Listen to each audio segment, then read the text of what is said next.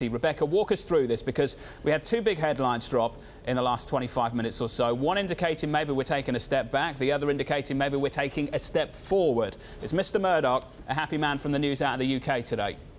It's really interesting to see the Sky shares surge. I think they're surging because this isn't the worst case scenario for Fox with its proposed takeover of Sky.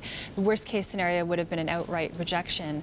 What the government has done today is said they are planning, they are minded to review this, to refer this for an additional regulatory review, which could take another 6 months, but it's definitely not the worst case scenario. Rebecca, we were trading well below the offer price coming into today's session. We creep back up towards it. It's still a market that's incredibly sceptical about 21st Century Fox's ability to really seal the deal with the UK.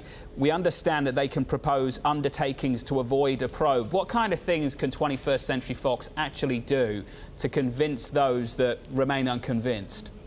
That's right. This morning, Secretary of State Karen Bradley actually said that within the last week, Fox has proposed certain undertakings, such as creating a separate editorial board for Sky News in order to ensure editorial independence. But she said this doesn't go far enough, and she wants to refer this to the competition regulator to see whether there's more to be done. So, Rebecca.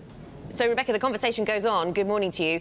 There were public interest concerns raised by this over the increased influence of the Murdoch family over UK media. The Murdoch argument was that with the rise of social media and many other places to get your news, that wasn't the case. Did that form part of the conversation here?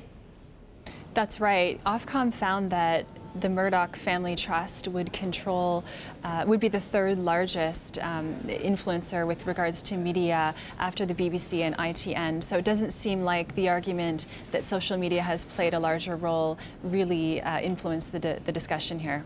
And what chance this goes through? I know some of the analysts are saying it's kind of 50-50.